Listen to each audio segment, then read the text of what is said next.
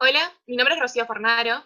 Y yo soy Iván Sorsaburu, somos de la tercera cátedra de Anatomía de la Facultad de Medicina de la Universidad de Buenos Aires y vamos a comenzar esta explicación de vías biliares.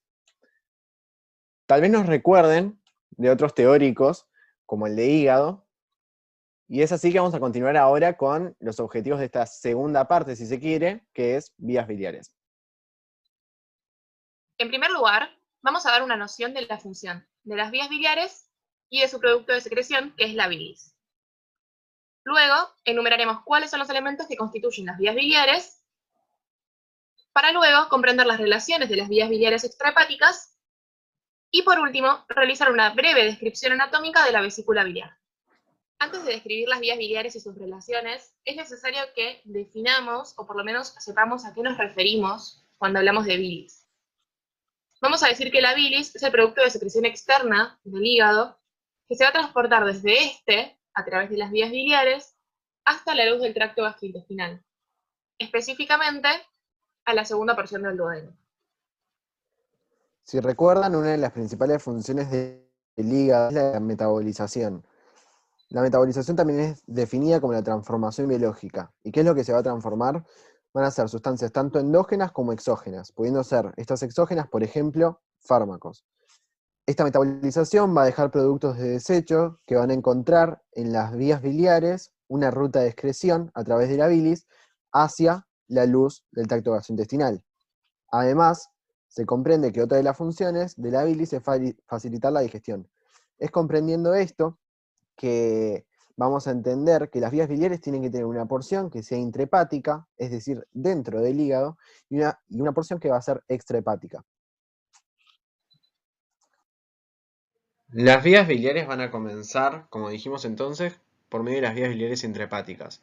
Van a ver que esta parte de la explicación va a ser relativamente rápida, ya que las vías biliares intrahepáticas se comprenden un poco mejor mediante un estudio histológico. Pero vamos a dar unas breves nociones. Comenzando entonces por el hepatocito, que es la célula que se encuentra predominando en el parénquima hepático. Vamos a encontrar asociados a ellos unos canalículos biliares que va a ser su contenido recolectado por unos conductos biliares que primero van a ser intralobulillares y a lo largo de la periferia de los lobulillos van a formar los conductillos perilobulillares por medio de la anastomosis de los intralobulillares, conformando así los conductos biliares. Estos conductos biliares van a comenzar alcanzan entonces el porte hepático. Para poder empezar a esquematizar las vías biliares extrahepáticas tenemos una imagen, que es un esquema en el que encontramos a la vesícula biliar, que se encuentra hacia la derecha, al duodeno, a la vía biliar principal, y como veníamos diciendo, entonces estos conductos biliares van a converger para formar al conducto biliar derecho y al conducto biliar izquierdo. Estos dos conductos tras unirse van a ser las ramas de origen de un tercer conducto, que es el conducto hepático común. Este conducto hepático común, cuando recibe al conducto cístico, va a formar el conducto colédoco. Los conductos biliares, derecho e izquierdo, junto con el conducto hepático común y el conducto colédoco, forman lo que conocemos como vía biliar principal. Y por otro lado, vamos a tener una vía biliar accesoria que va a estar formada por la vesícula biliar y por el conducto cístico. Como dijimos entonces, la reunión del conducto cístico con el conducto hepático común es lo que va a terminar formando el conducto colédoco. Vamos a comenzar ahora con la descripción de la vía biliar principal. Debemos comprender que la vía biliar principal va a estar dividida en segmentos. Estos segmentos se van a relacionar con la localización que tengan. Siguiendo lo que veníamos diciendo de que se van a extender desde el hígado al duodeno, primero van a estar ubicados en el porta hepático, luego se van a ubicar en el aumento menor, que lo recordarán de medios de fijación, y luego van a tener un segmento retroduodeno pancreático para terminar con un segmento intraduodeno parietal que va a estar en relación con las paredes del duodeno. Van a ver que cuando veamos colédoco va a tener el colédoco mismo porciones que luego de explicar el conducto colédoco y sus relaciones vamos a hacer una comparación de los segmentos para poder dilucidar a qué corresponde cada uno. Entonces, las vías biliares extrahepáticas y la vía biliar principal comienza en el segmento intraportal, es decir, en relación con el porte hepático. Si recordamos, este era el hilio del hígado y en el teórico de hígado lo van a encontrar desarrollado las relaciones de esta porción. Vamos a tener un conducto biliar derecho y un conducto biliar izquierdo. Estos dos conductos se van a unir para formar el conducto hepático común y es allí donde comienza el segmento intraomental. Este segmento intraomental va a estar dado no solo por el conducto hepático común, sino por la porción superior del conducto colédoco. De este cuadro se deduce que el conducto hepático común va a ser por completo intraomental y se va a hallar en el borde libre de este aumento.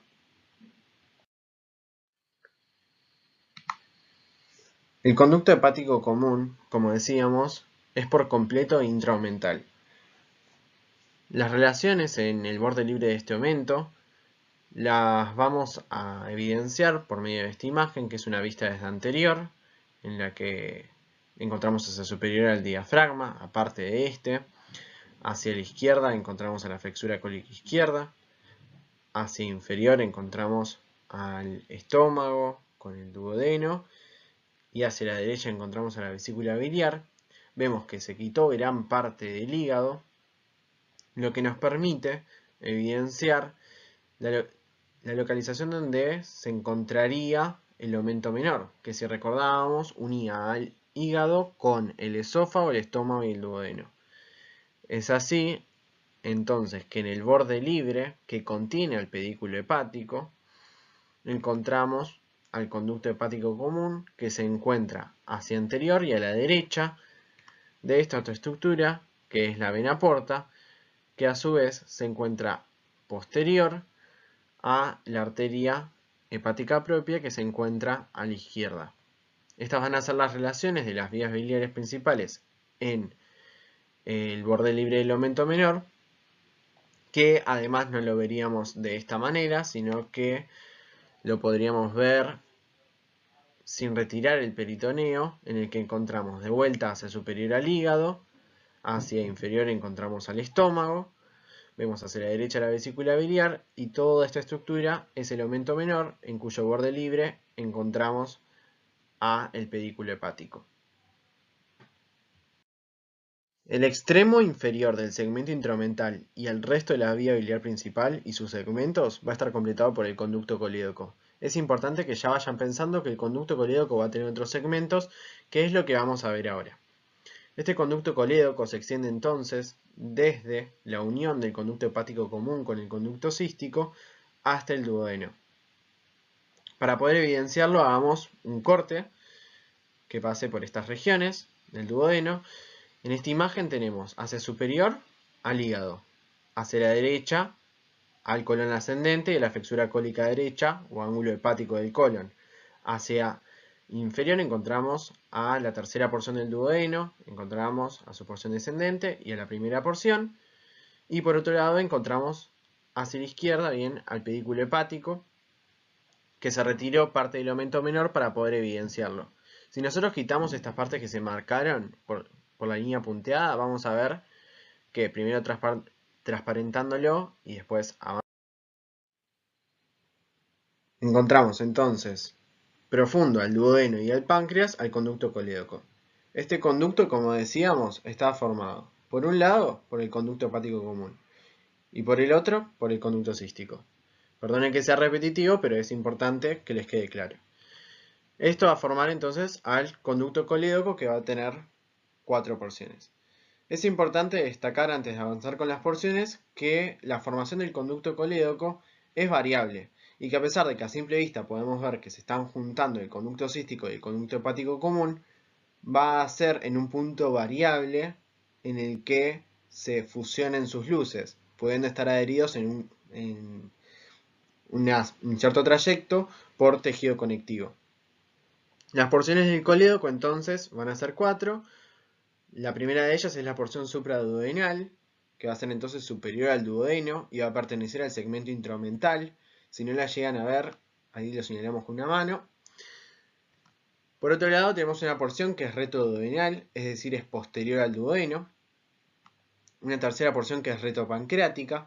Todas estas tres porciones las vamos a explicar más adelante. Y para las últimas dos vamos a usar esta imagen en la que podemos ver cómo está en relación posterior al duodeno y al páncreas, ya que lo estamos rebatiendo estos dos órganos hacia la izquierda. Si no comprenden cómo es la vista de la imagen, no se preocupen que ya lo vamos a desarrollar más adelante. Y por último, vamos a encontrar entonces una cuarta y última porción que es la intramural o intraparietal. Para poder hacerlo entonces vamos a ampliar esta imagen.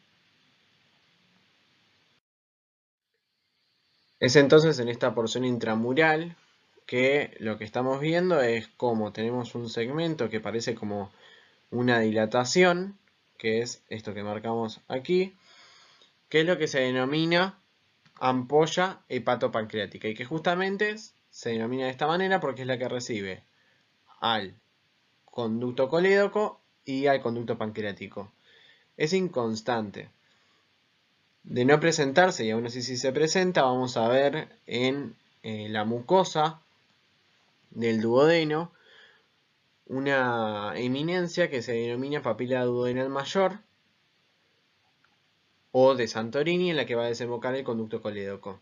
Todas estas estructuras van a estar rodeadas por unas fibras de músculo liso, que forman lo que se denomina esfínter del colédoco o esfínter de Oddi, que va a tener una alta relevancia para algunas cosas que van a ver en los próximos años de la carrera.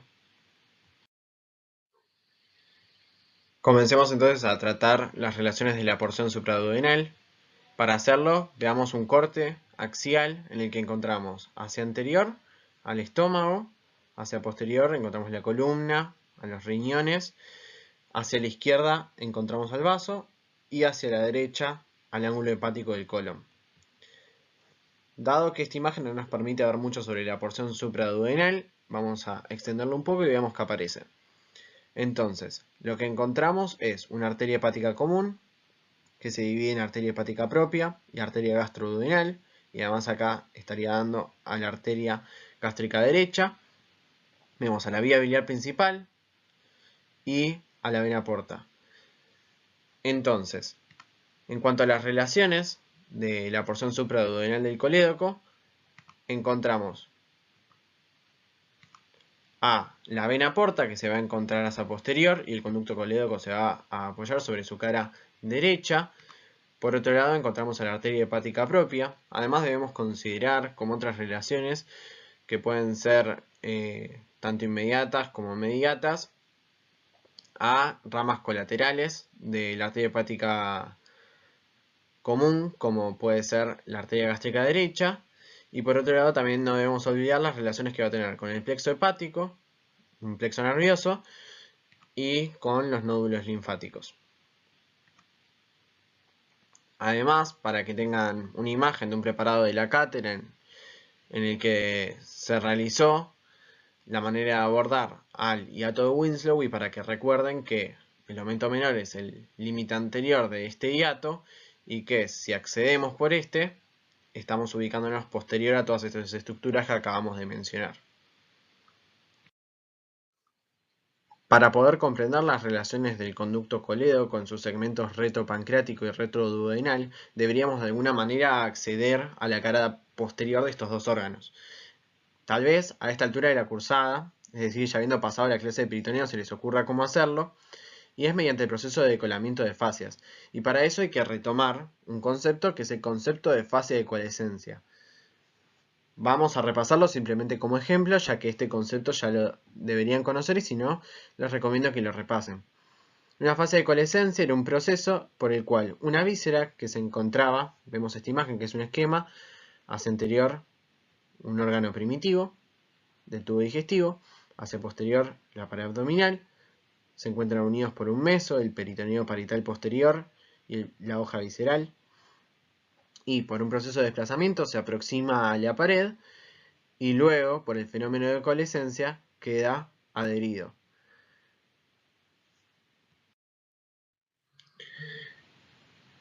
Veamos ahora sí la vista anterior de abdomen. En ella encontramos hacia la derecha al colon ascendente junto con la flexura cólica derecha. Encontramos superiormente que se retiró el hígado. Hacia la izquierda encontramos la flexura cólica izquierda y el colon descendente. Encontramos entonces al duodeno y al páncreas.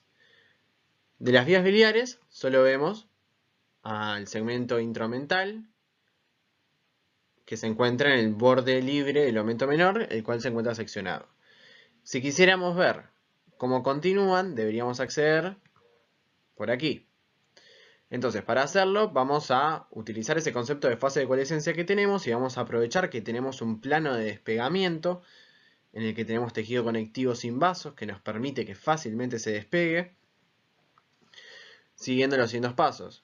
Primero, separamos el repliegue peritoneal, que nos permite acceder a la fase de coalescencia, y entonces lo que obtendríamos sería una vista de la siguiente manera. Eso nos permitiría entonces esta vista que estamos viendo, en la que se realiza algo análogo a lo que vemos en esta imagen. Primero, analizando esta imagen, tenemos a la víscera rebatida hacia la izquierda, lo que nos permite decolar la fascia y acceder a lo que se encontraba anterior a ella. De la misma manera, en esta imagen en la que encontramos hacia la derecha a la vena cava inferior y hacia la izquierda se rebate el duodeno junto con el páncreas, debemos saber que se están alterando entonces las relaciones, siendo que el duodeno en un primer momento se encontraba en esta posición. Por lo tanto, también el páncreas se encontraría sobre la vena cava inferior, al igual que el duodeno, y el conducto colédoco también se encontraría en esta posición. Teniendo eso en cuenta es que podemos empezar a analizar las relaciones retroduodeno-pancreáticas, en las que el conducto colédoco primero se va a relacionar, tal vez un poco más obvio, hacia anterior con el duodeno, con su primera porción. Y por otro lado, inferiormente se va a empezar a relacionar con el páncreas, el cual puede formar un canal, como se ve en la porción más superior de esta imagen, o puede cubrirlo con parénquima pancreático, formando un verdadero conducto que lo va a cubrir hasta que desemboque en la segunda porción del duodeno. En esta porción pancreática debemos también recordar que, como cuando desembocaba en una ampolla junto con el conducto pancreático, es que este se va a aproximar hacia el colédoco por la izquierda. Continuando entonces con las relaciones vasculares, vamos a detallar aquellas que son un poco más importantes o más inmediatas al conducto colédoco. Y vamos a comenzar por la vena porta. La vena porta, si recuerdan, en el segmento supraduodenal se encontraba próxima al conducto colédoco y en una relación inmediatamente posterior a este, pero al aproximarse al duodeno y luego al páncreas, el conducto colédoco se va distanciando de la vena porta, formando entonces un espacio que forma un triángulo, que es el interporto coledociano, en el que, como podemos ver, cerca de su vértice encontramos cerca de uno de sus vértices encontramos a la arteria gastroduodenal. Esta arteria va a ser una de las relaciones retroduodenales del conducto colédoco. La arteria gastroduodenal, recordando, es una de las ramas de bifurcación de la arteria hepática común. Esta arteria va a encontrarse en el lado izquierdo del conducto colédoco y va a dar una rama que va a ser la que mayor cantidad de relaciones va a tener con el conducto colédoco, que es la arteria pancreatoduodenal superior posterior, que es una arteria que no se pueden olvidar al mencionar relaciones del conducto colédoco.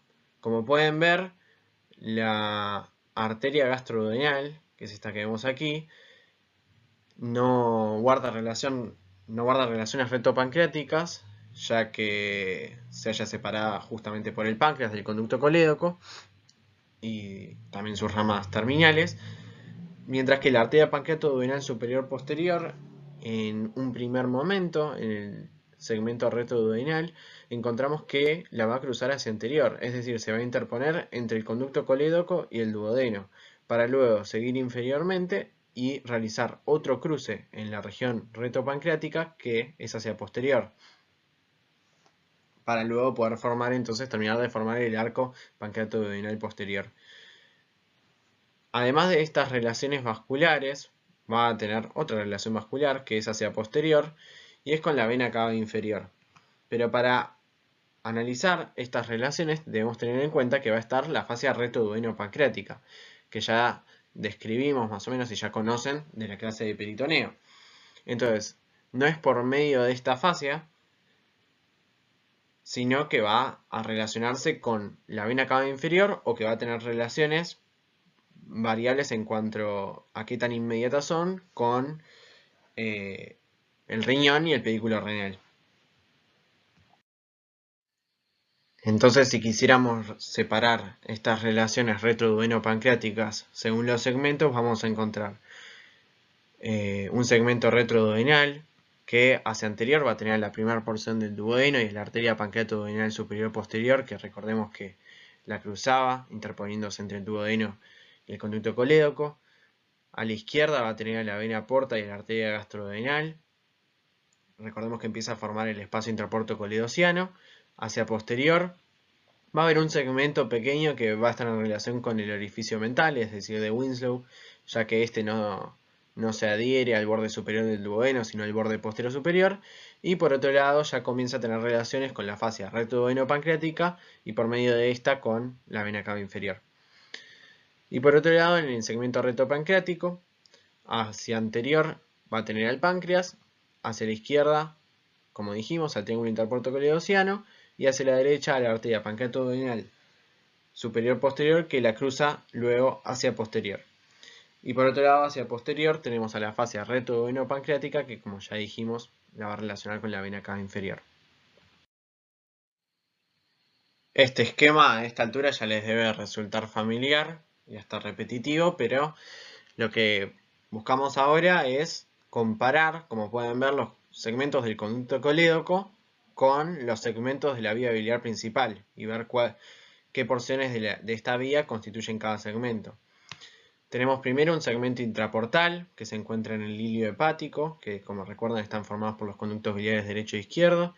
Por otro lado tenemos un segmento intramental que está formado por el conducto hepático común y el segmento supraduodenal del conducto colédoco. Luego un segmento retroduodeno-pancreático que está formado por los segmentos retroduodenal y retropancreático del conducto colédoco. Y por último tenemos un segmento intraparieto-duodenal que se corresponde con el segmento intraparietal o intramural del conducto colédoco. Entonces, que no deben olvidar que los segmentos de la vía biliar principal no son los mismos que los del conducto colédoco. Dijimos que teníamos una vía biliar que era principal, que estaba compuesta por los conductos biliares izquierdo y derecho, que se unían para formar el conducto hepático, y este, al unirse al conducto cístico, formaba el conducto colédoco. Así como en la vía biliar principal, existe una vía biliar accesoria que está formada o compuesta por la vesícula biliar, y su conducto de excreción que se denomina conducto cístico.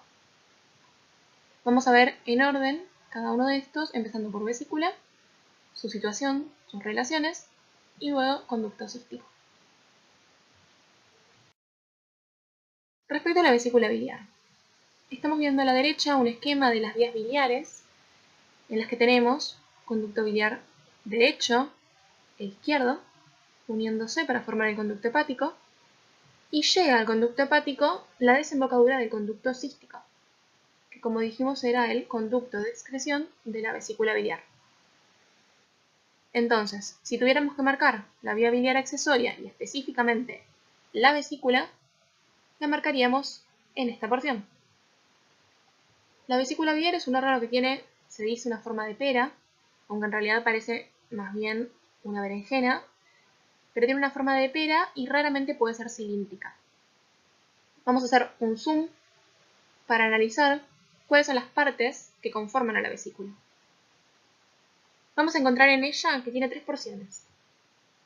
Una denominada fondo o zona inferior, otra denominada cuerpo o zona media, y otra denominada cuello o zona superior.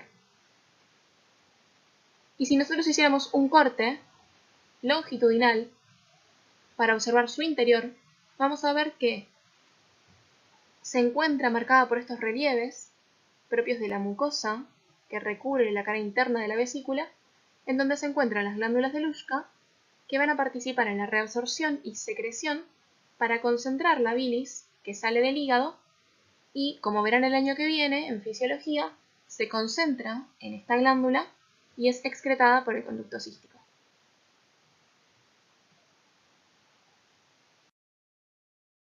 Antes de mencionar las relaciones de la vesícula biliar, vamos a ubicarla dentro de la cavidad abdominal. Tenemos a la izquierda una vista anterior de la cavidad abdominal, específicamente del supramesocolon, sacada de un atlas, en la que podemos señalar hacia superior el músculo diafragma, que forma el límite superior de la cavidad abdominal, hacia inferior el aumento mayor, que como ven se desprende de la curvatura mayor del estómago. Hacia la izquierda observamos el vaso y hacia la derecha tenemos la vesícula biliar. Entonces, ya estamos teniendo un indicio de que la vesícula biliar se encuentra adherida, como vemos, a la cara visceral del hígado y sobresale una pequeña parte que ya denominamos que iba a ser el fondo por este borde, que es el borde inferior del hígado.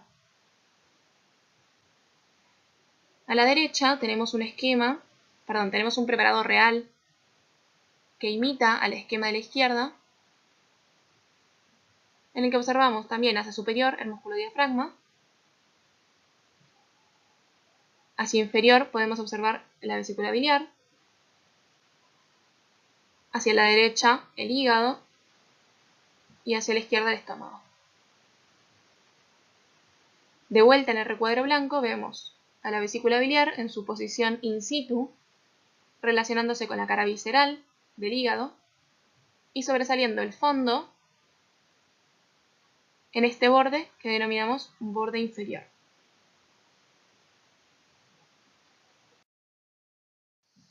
Ahora sí, comenzando con las relaciones, vamos a describir cada una de estas según la porción de la vesícula biliar de la que estemos hablando. Empezando por el fondo, ya mencionamos que el fondo iba a estar en relación con la escotadura que deja en el borde inferior del hígado, y esta va a ser su relación más significativa. Este fondo de la vesícula puede ser ubicado superficialmente en el abdomen de una persona por encontrarse a la altura del reborde costal derecho, justo en el límite lateral del músculo recto del abdomen derecho. ¿Cómo identificamos esto? ¿Cómo identificamos el borde lateral del músculo recto del abdomen en una persona? Lo hacemos a través de la línea medio clavicular derecha. Entonces, en el punto exacto de cruce entre la línea medio clavicular derecha y el reborde esternocostal derecho, encontramos el punto vesicular que vamos a denominar punto cístico o punto de Murphy.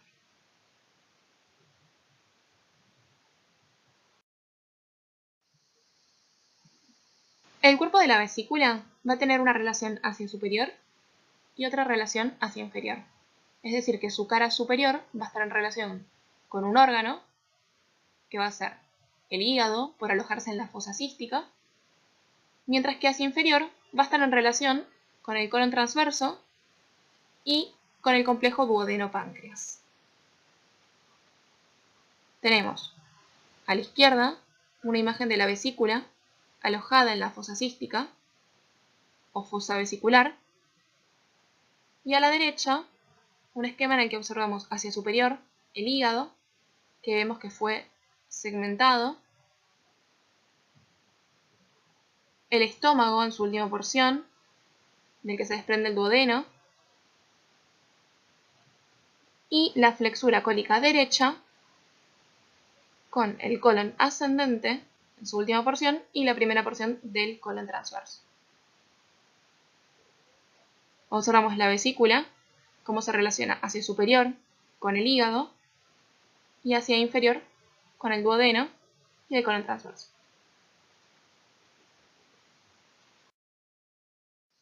Por último, tenemos las relaciones del cuello de la vesícula. Y para eso vamos a utilizar nuevamente un esquema que represente los órganos del supramesocolon.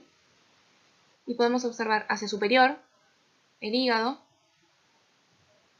hacia inferior el duodeno, hacia la izquierda el vaso y hacia la derecha la vesícula.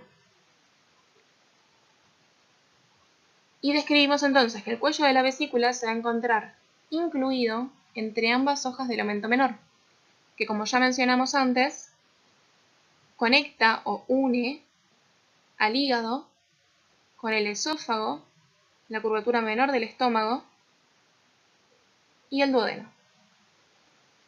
Entonces, el cuello de la vesícula biliar está incluido entre ambas hojas del aumento menor y se apoya en posición anatómica normal, es decir, in situ, sobre el duodeno.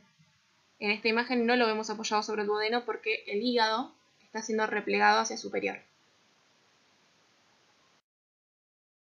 En relación al conducto cístico, ya mencionamos que iba a ser el conducto de excreción de la vesícula biliar y podemos utilizar esta imagen que también ya vimos antes, en la que tenemos a la vesícula biliar, específicamente su fondo, su cuerpo y su cuello, y el conducto de excreción o conducto cístico. Este conducto cístico también forma parte de la vía biliar accesoria y va a desembocar en el conducto hepático para formar el conducto colédoco.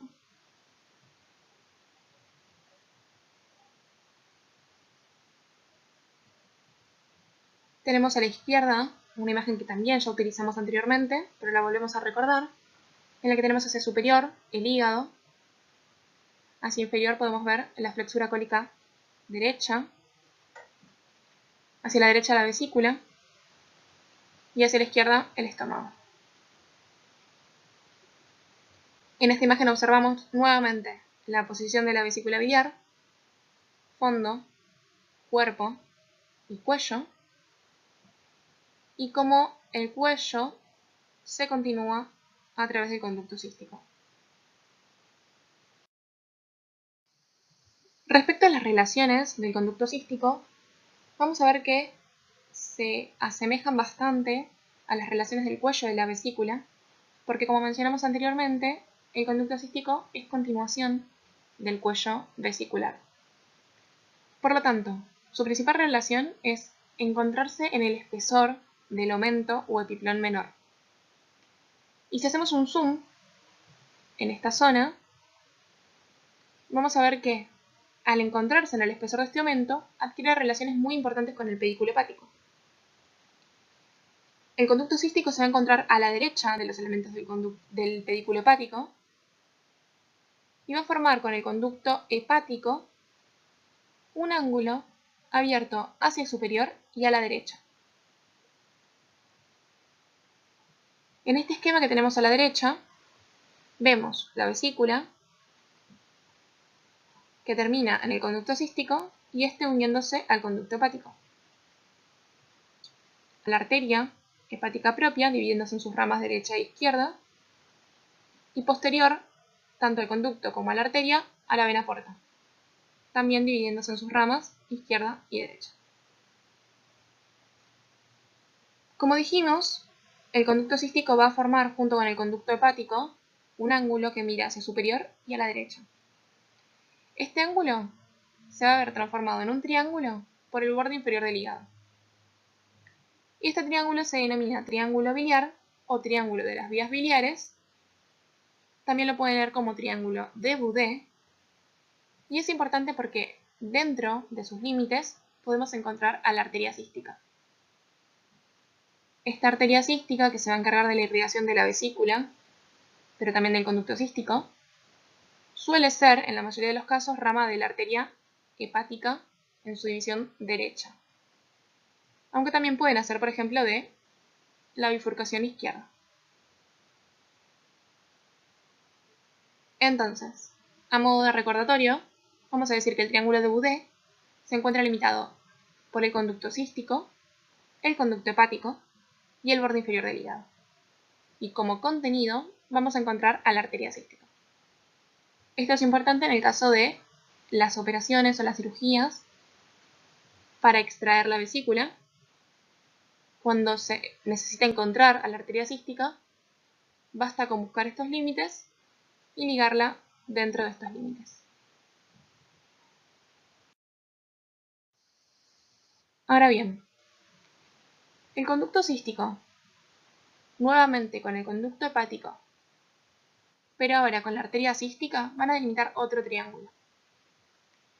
Conducto cístico, conducto hepático y arteria cística. Este triángulo se denomina triángulo biliocístico o de Calot,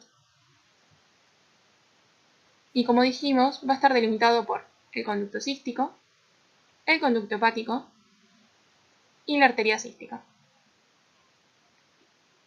¿Cuál es el contenido de este triángulo? Vamos a encontrar un nódulo linfático que se denomina nódulo cístico.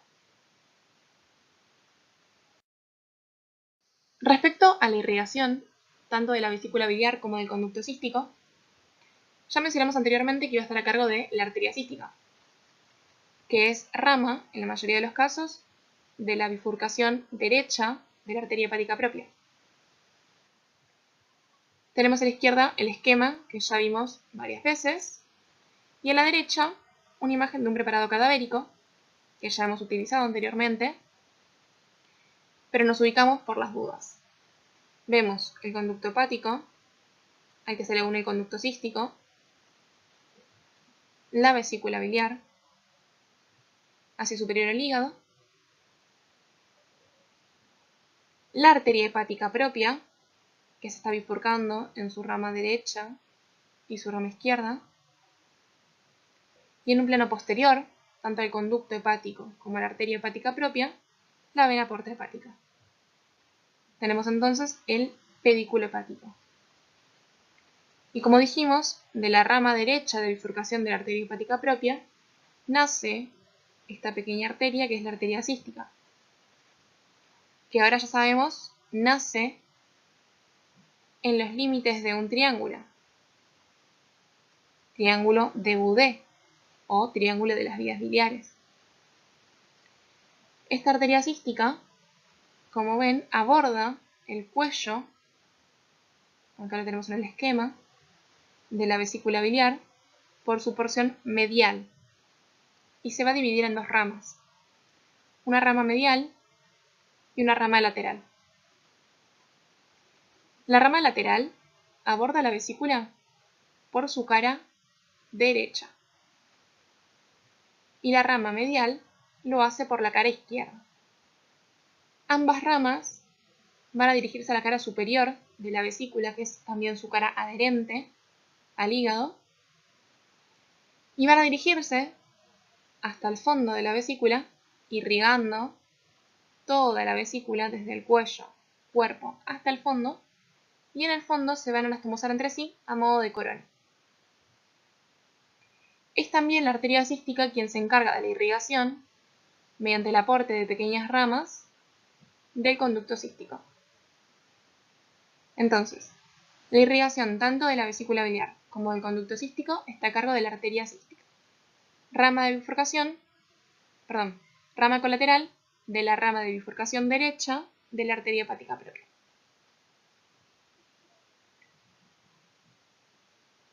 Tenemos una última imagen en la que podemos observar a la vesícula, el conducto cístico que se desprende de ella, y vemos a la arteria cística llegar y dividirse en su rama externa o lateral y tapada por esta vena su rama medial o interna. Por último, en relación al drenaje venoso de la vesícula biliar, vamos a ver que se distingue según sean venas superficiales o venas profundas. Las venas superficiales van a comportarse como satélite de la arteria cística, para dirigirse al surco transverso en la cara visceral del hígado, para abrirse directamente en la rama derecha de la vena porta hepática. Las venas profundas, en cambio, se encuentran principalmente en la cara adherente o superior de la vesícula biliar, penetran en el parénquima hepático y se comportan como venas porta accesorias.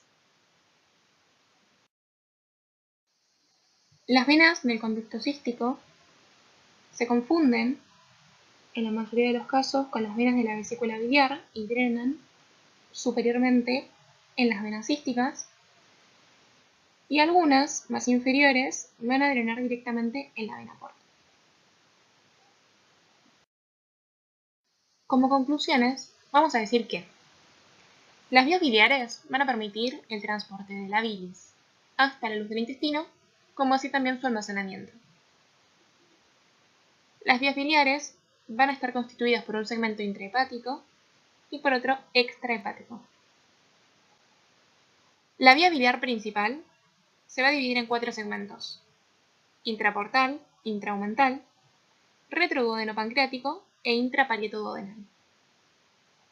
Y por último, la vesícula biliar está formada por el fondo, el cuerpo y el cuello. De ella van a ser el conducto cístico, y con el mismo componen la vía biliar accesoria. Les dejamos la bibliografía que utilizamos. Recuerden que cualquier duda pueden consultar en el aula virtual.